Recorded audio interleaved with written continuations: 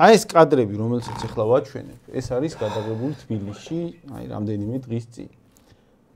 პაკისტანელებით, სხვა აზიელებით გავსებული თბილისის ცენტრი. აი უბრალოდ ნახოთ, რანაირ მომავალს გვიშენებს ოცნება და ამაზე გვაქვს პრეტენზია.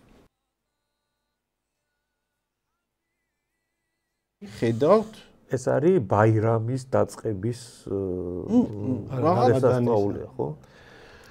ანუ ნახე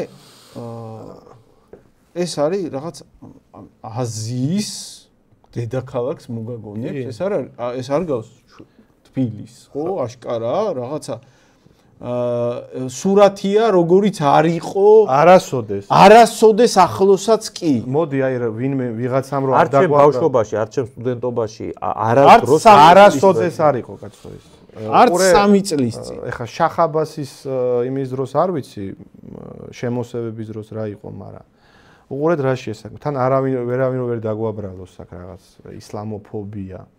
ანუ საქართველოში ცხოვრობენ კაცო, მაგალითად აზერბაიჯანელები ცხოვრობენ, აჭარელი მუსლიმები არიან, მაგრამ აქ ეხლა ჩვენ ვისაც თვალს ვადევნებთ, ანუ ძირითადად არიან პაკისტანელები, ბანგლადეშელები და არაბები. ანუ არც ერთი ის ისტორიული ხო, ანუ მიგრანტები არიან, რომლებიც აქ არიან ჩამოსულები, აი ოცნების მმართველობის პერიოდიდან. მანამდე ეს ხალხი აქ არ იყო.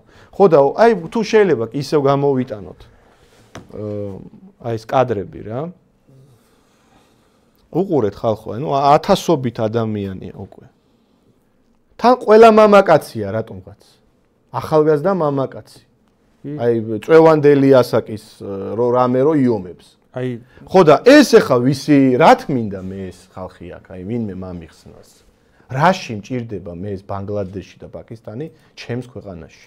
მოდი რა, თან როგორი რაღაცები დავაფიქსიროთ, იცი? ჯერ საერთოდ შეფასებაზე რა გადავიდეთ.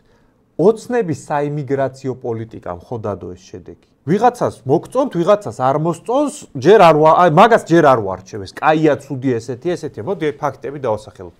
ესე არ იყო, ოცნებამ რაღაცნაირი საიმიგრაციო პოლიტიკა ხო გაატარა. ეს შედეგი დაიდო.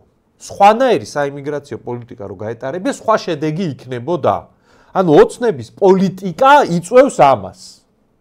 ეს ოცნების ბრალია. ეს არის ოცნების გაკეთებული. ვისაც გიხარიათ, გაგიხარდეთ, ვისაც არ გიხარიათ, არ გაგიხარდეთ. მაგაში ჯერ არ შევდივარ, მაგრამ ოცნებამ რო გააკეთა ეს თავისი პოლიტიკით, რომ ეს სურათი არის თბილისის ცენტრში, ეგ ხო ფაქტი არის. ფაქტია. ეხლა რაშია, იცით პრობლემა? ჩვენ მაგალითად ვამბობთ, რომ ეს საფრთხის შემცველია. საფრთხის შემცველია, იმიტომ რომ ევროპაში ესეთმა პროცესებმა რა შედეგები დადო, შეგვიძლია ძალიან დიდხანს დეტალებში ავხსნათ. როგორ იცვლება იქ ადგილზე დემოგრაფიული ვითარება, უსაფრთხოების თემები, კულტურული გარემო, ტერორიზმის საფრთხე როგორ იმატებს, ეგ ყველაფერი შეგვიძლია ავხსნათ. და ამას ოცნებას ვუთვლით დიდ დანაშაულად. და ჩვენი მხრიდან ეგეთი კრიტიკა მერე იწვევს რას იცი? ნაცებზე უარესები. და ის რაც მაგათ ეხა უნდა მიიღონ.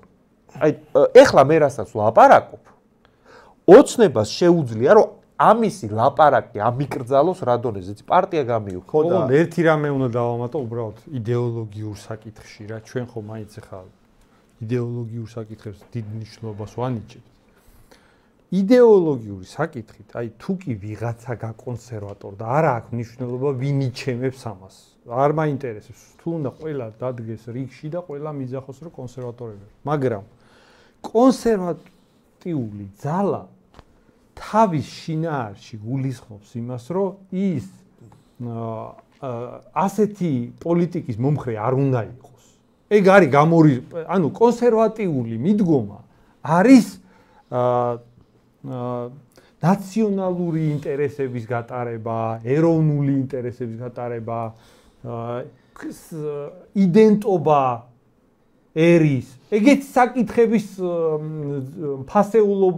ფასეულობის დონეზე აყვანაა და ეს პოლიტიკა არის მაგის საპირისპირო, ეს პოლიტიკა არის შემოუშვათ ხალხი, იაფი მუშახელი, მნიშვნელობა არ აქვს, არ უნდა განვასხვაოთ. ეს არის ლიბერალური პოლიტიკა. აქ მნიშვნელოვანი რა არის, იცით? როცა ვლაპარაკობთ, რომ გაკონსერვატორ და ოცნება არ გაკონსერვატორებულა. არ გაკონსერვატორ, იმიტომ რომ ეროვნული გამხდარიყო, ამაზე იტყოდა რომ პრობლემაა და სანამ ოცნება ამბობს რომ ეს პრობლემა არ არის ლიბერალური, უბრალოდ ავტორიტარი გახდა. ოცნება გახდა უბრალოდ ავტორიტარი. ოცნება უბრალოდ დასავლეთისგან დირექტივები აიშვა დასავლეთისგან. ისეთი ლიბერალურია, ოღონდ თავისი დიქტატურის ფარგლები გაზარდა და გარე პატრონი უფრო დაიკიდა. რანაირი ლიბერალურიც იყო, ისეთი დარჩა. ისეთი დარჩა. აქ აიშვა იმას კი ანიშნავს, რომ რაღაცას აქ ეხლა ქართულ სახელმწიფოს ააშენებს იმას წინააღმდეგ. თან ისე მიუდგება, რომ არც დაასანქცირონ მინიმალურად, რომ იმათი წყრომა გამოიწვიოს.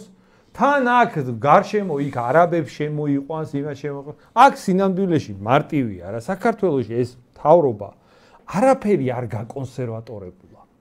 ასეთ პოლიტიკაში ჩანს ეგ. ეს ამდენი, ეს თავს გასული, აი ესეთი რაღაცა შემოდინება, პირიქით უვიზო მიმოსვლების ისეთ ქვეყნებთან დაწესება, რომლებშიც სინამდვილეში მხოლოდ შემოდინება იგულისხმება და აქედან არავინ არ წავა და ასე შემდეგ. ეგ ყველაფერი უკავშირდება ოცნების სინამდვილეში მხოლოდ ფინანსურ ჯგუფს. მხოლოდ ფინანსური ჯგუფის ინტერესებს. მეტი აქ არაფერი გაკონსერვატორება, არაფერი რელიგიური ფასეულობები ამათ არ ცხიათ, კაცო. ეგ არის ძალიან მნიშვნელოვანი რა. აი, ეგ შეცდომა არავის არ უნდა მოუვიდეს, რომ გაკონსერვატორდა და რაღა გინდათ. რა გაკონსერვატორდა ხალხო? ოცნების ნაირი კონსერვატორი შორს ჩვენგან საერთოდ ღმერთმა დაგვიფაროს ასეთი კონსერვატორობისგან, როგორებიც ესენი არის. საერთოდ ისიც უნდა ვთქვათ, აი რა მართლა, რა რითი არიან უკმაყოფილოები, რაში არ გვეთანხმებიან. ხო, ჩამოთვალეთ წეღან, რასაც თვითონ აკეთებენ, ვთქვათ, იგივე ძალადობასთან დაკავშირებით, ჩვენ ვერაფერს გავს ვერ დაგვაბრალებს ვერავინ. თუ რაიმე მაგალითად ჩვენი მაგალითად LGBT პროპაგანდის წინააღმდეგ პოზიცია იყო, თვითონ დაკოპირება დაიწყეს ამ პოზიციების. ჩვენ რაც ხალხის ხელმოწერებით კანონი შევიტანეთ, თვითონ მიიღეს მერე, ისე რომ ჩვენი არ განუხილია. რაღაცა პრორუსობას გვაბრალებდნენ, თვითონ აგერ დასავლეთმა დაასანქცირა მაგის გამო და ჩვენ არ დაუსანქცირებიერთ მაგის გამო. ანუ მაგ ნაწილში ვერ ექნება ვერავის პრეტენზია. თუ ვინმეს პრეტენზია უნდა ქონდეს ოცნების ამორჩევლიდან ჩვენთან, რაზე უნდა ქონდეს, იცი? ნარკოპროპაგანდაზე რო ვაწვევით, ესე იგი არ გვეთანხმება. ნარკოლიბერალიზაციაზე რო ვაწვევით, ესე იგი არ გვეთანხმება. სათამაშო ბიზნესმა რო შეჭამა ეს ქვეყანა და ეგენი არაფერს არ აკეთებენ, პირდებოდენ. სათამაშო ბიზნეს მოვაგვარებთო, მაგითი რომ მოვიდენ და არაფერი გააკეთეს და ჩვენ რო დღემდე ვიძახით, ესე იგი მაგაში არ გვეთანხმებიან. სოციალური დაცვის ნაწილში რო ვითხოვთ, მაგალითად, უფასო ჯანდაცვა რო დაგვპირდით თავის დროზე, მასე რომ მოხვედით და სად არის უფასო ჯანდაცვა? ძალიან ძვირი ჯანდაცვა რო ქვეყანაში, ესე იგი მაგაში არ გვეთანხმება. აი მაგალითად ჩვენ რო ვაროელებს როგორ სტრატეგიული ეგ რო არ შეიძლებოდა. სტრატეგიული ობიექტები რო სახელმწიფოს მართლობაში უნდა იყოს, ჩვენ ვამბობთ, მაღაროელებიც გვეთანხმებიან და პრემიერი გამოდის და უი ეგ არ შეიძლებაო, თვითონ ამბობს და ესე იგი ვიღაცა ოცნების მხარდამჭერი ეთანხმება თავის პრემიერს, რომ სტრატეგიული ობიექტები სახელმწიფოს მფლობელობაში არ უნდა იყოს, ეგ პრინციპულად მიუღებელია. და აი დემოგრაფიასთან დაკავშირებით, ესე იგი არ გვეთანხმება ეს ხალხი. ოცნების პირობებში რომ გადინება მოხდა და ქართველების რაოდენობა ამის განახევა და არ ვიცით, რამდენია დარჩენილი ქართველი ამ ქვეყანაში. და 3.7 მილიონი იყო ჯამური მოსახლეობა 2014 ბავშვების შობადობა რომ მე-13-ზე მეტით შემცირდა 10 წელიწადში 62,000-დან 10 წელიწადში 39,000-იანობა გაიზარდა. სიკვდილიანობა გაიზარდა, ხო? და ამ უცხოელების აზიელების შემოსახლებას რო არ ვეთანხმებით, ეს არ მოწონს, ესე იგი და რა შეიცი საქმე? 6 მილიარდად არაბებს რაღაცა ორი ქალაქი აგვიშენონ აქ, მაგაში რო აი ეხლა რა კადრებიც გაჩვენეთ. მაგის პოტენციურად 100-ჯერ მეტ საფრთხეს ვხედავთ და ჩვენ მაგალითად როგორ წარმოგვიდგენია, ვიღაცა შეიძლება გონია რომ 6 მილიარდად არაბები აქ ორ ქალაქს აგვიშენებენ და მე ქართველებს გვაჩუქებენ. არ ვიცი რა, ვიღაცას ალბათ ეგრე წარმოუდგენი, ან უბრალოდ ფულს დაყრიან ქუჩაში. ვინმე არა, ვიღაც ეგეთი დებილებიც არიან. მაგრამ სინამდვილეში რა მოხდება, იცი? ეგ არაბები ისე თავის თანამოძმეებზე გაყიდიან მაგას და ეს ეხლა რაც კადრები გაჩვენა, ეგ იქნება 100-ჯერ გამრავლებული მთელი ადგილები გაჩნდება საქართველოში, სადაც ქართველი რო შევა, იქნება იქ უცხოტომელი, ანუ ქართულ ლაპარაკს ვერ გაიგებ, ისე შემოგხედავენ, რომ ეს აქ რას შემოეთრა. აქ პატივსაცემი ხალხი ვართ, ეს ადგილობრივი აბორიგენი აქ რატო დაბოდიალობს. ეგეთი უბნები გაჩნდება, ეგეთი ქალაქები გაჩნდება. აქ სინამდვილეში არაბების ქალაქებს რო აშენება, აქ იმათ ფულიანებიც ისინი იქნებიან. პოლიცია დაიწყო. გავლენ პოლიციაც იმათკენ იქნება. აქ სინამდვილეში ვაფშე ხალხო ის შეიცვლება, რა ქვია, პოლიტიკური ვითარება შეიცვლება. ხალხო როგორი რაღაცა იცით? ეხლა ჩვენ რა კადრებიც ვნახეთ, რაღაც ზღვა რო მოძრაობს, ათასობით რო უცხოტომელი მოძრაობს, რომელიც რაღაც ამ უკონტროლო ლიბერალური მიგრაციის შედეგად გაჩნდა ჩვენს ქვეყანაში, თან ისეთი ქვეყნებიდან კავშირი რო არა გვაქვს, საერთოდ არანაირი. ან რო გქონდა, აი მხოლოდ ხმლით რო შემოდიოდა და რო ვომობდით. ეგეთი ქვეყნებიდან რომ მოდიან, რომლებთან არც რელიგიური, არც კულტურული, არც ისტორიული, არაფერი რო არ აგვაკავშირებს. ამ პოლიტიკამ დაღუპა დასავლეთი. ეხლა ეს ოცნება, რასაც აგვიტარებს, ამ პოლიტიკამ დაღუპა დასავლეთი.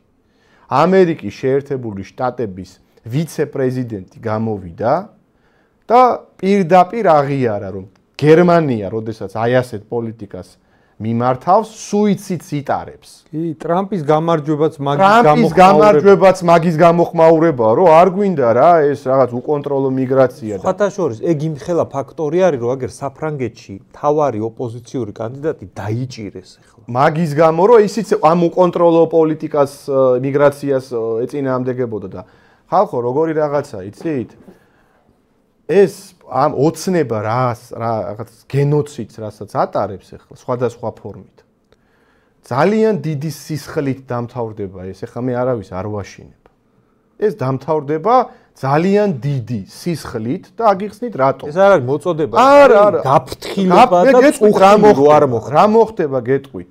დემოგრაფიული სურათი რო დაიწყებს კიდევ უფრო დრამატულად ცვლილებას და აგერ ვიცით ხო 10 წლის წინ 60,000 ბავშვი იბადებოდა საქართველოში და ეხლა იბადება 39,000 ამ ხელისუფლების მმართველობაში კიდევ უფრო დაიკლებს ქართველების რაოდენობა შემცირდება და ამ ჩამოსული ხალხის რაოდენობა გაიზრდება უეჭველი მოხდება კონფლიქტი როგორც იქცევა ეს ხალხი ევროპაში ხო ვიცით? ნუ რატო მოხდება? იმიტომ რომ ყველგან მოხდა და რაღა აქ არ მოხდება ეხლა.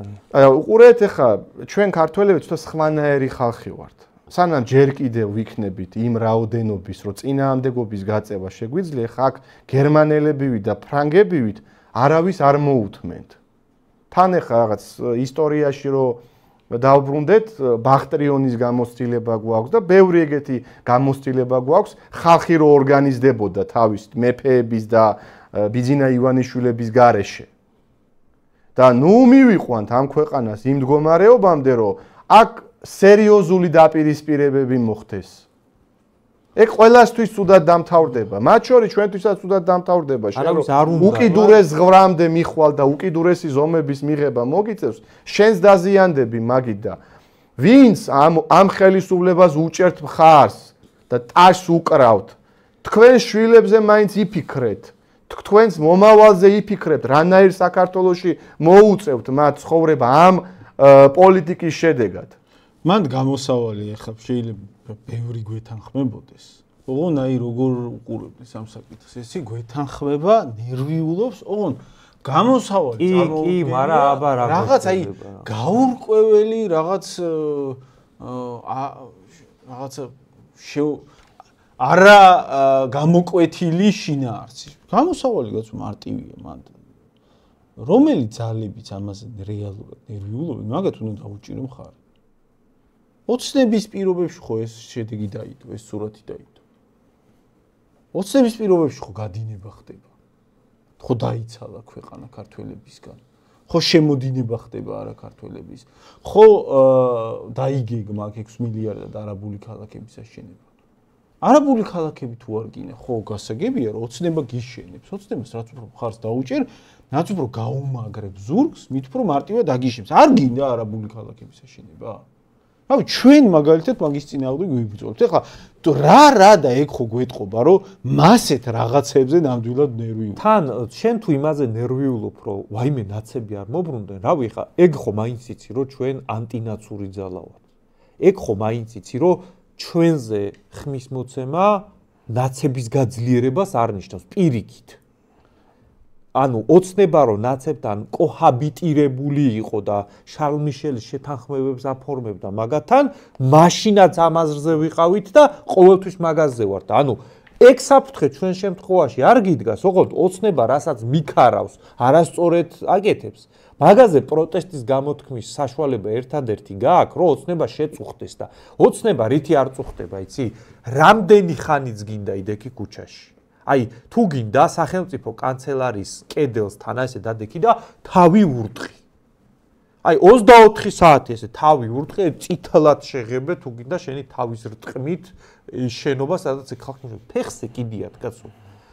ოცნება თუ თვითონ რაღაცით არ შევიწროვდა, შეიზღუდა, შეწუხდა, მაგათ ძალაუფლებას რაღაცა თუ არ გამოაძრე, არ შეასუსტე და არაჩვენე, რომ ეგეთი რაღაცების გაუთვალისწინებლობა მათთვის რამენაირად ნეგატიურად თავდება, ესენი ეხლა როგორ არიან, იცი? ოცნების შინაგანი განწყობას გეტყვით ეხლა, რომ აი მევიდა ჩვენი დრო, აი პირდაპირ ეხლა მაგათ ტვინში ხდება ეგ. ანუ რო იცოდეთ, აქამდე ოცნება რასაც მიხარავდა ხოლმე, ეგ არის მონაგონი. აწი ოცნება როგორია? მევიდა ჩვენი დრო, წევიდა გულავი, აი ეგ არის გენერალიზირებული შეხედულება, რაც მაგათში. აი ამ წლის ბოლოს დაიწყება არაბული ქალაქების შენება. კი. აი ვიზე გაქვთ ეჭვი რომ მაგის გაჩერებას დაიწყოს? ნაცები? არა, ნაცები არც იტყვა. პროდასავლელები არც კი არ. ეგენი პირიქით. იმიტომ რომ მათი იდეოლოგიიდან ეგ არაფერი ერთი პროდასავლური ჯგუფი მაჩვენეთ, რომელიც აი ერთი სიტყვა მაინც ერთი რაღაც უკმაყოფილება მაინც გამოთქვა იმასთან დაკავშირებით, რომ რაღაც გენოციდი მიმდინარეობს, ქართველების შემცირება და ვიღაც უცხოტომელებით გაიგო. და ჩვენ თუ არ გვექნა ძალები, ვერც ჩვენ ვერ შევძლებთ კაცო ვერაფრის გაკეთებას. ჩვენ გვაქვს იმედი, რომ მაგ დროისთვის ისეთი ძალა გვექნება, რომ წინააღმდეგობას შევძლებთ. ნუღონ თქ თქვენზეა დამოკიდებული. მაგრამ ესე ვერ შევძლებთ ეხლა თუ არანაირი ზურგი არ გვექნა, არანაირი მხარდაჭერა, არანაირი ლეგიტიმაცია, ჩართულობა, ცალ-ცალკე ვერაფერს ვერ შეძლებს, კაცო. ვიზე გვაქვს ეჭვი, რომ აი ამ შემოსახლებებს გააჩერებს, დაუპირისპირდება. ვიზე გვაქვს ეჭვი, რომ გააჩერებს გადინებას ქართველებისგან და ქართველებისა და ამ პოლიტიკას შეაცვლევინებს ოცნებაზე, რომლის პირობებშიც განახევრდა ქართველების რაოდენობა. ანუ გეგმა რა არის? ხალხო, ვიღაცები გამოდიან და წერენ, რომ ოცნება დადე გეგმა, რომ ქართველები აღარ გადიან. რა გეგმას კითხულობ? შეკაი ადამიანო. 12 წელია ესენიანი დაიცალა ქვეყნისგან და მანამდე თუ არ მოფიქრებია ამ ქვეყნის ქართველებისგან დამცლელ ხელისუფლებას არანაირი მაგისი გეგმა, რა თავს იდებილებ? ეხლა რა ისე აყენებ გეგონება, აი ეხლა შემოწოდებით რაღაცას შეცვლის? ხო და არაფერი ასეთი, არაფერი არ შეიცვლება თუ თქვენ ჯერიდან ჯერზე გადამწყვეტ მომენტში მიდიხართ და ისევ ლეგიტიმაციას აძლევთ იმ ძალას, რომელმაც გაავსო უცხოელებით ქვეყანა და ქართველებისგან დაცალა და ეხლა არაბების ქალაქს გიპირებს. აშენდება ის არაბების ქალაქი და შენი ბრალი იქნება, აბა ვისი ბრალი იქნება თუ ისევ შენ. მარტივი ლოგიკაა.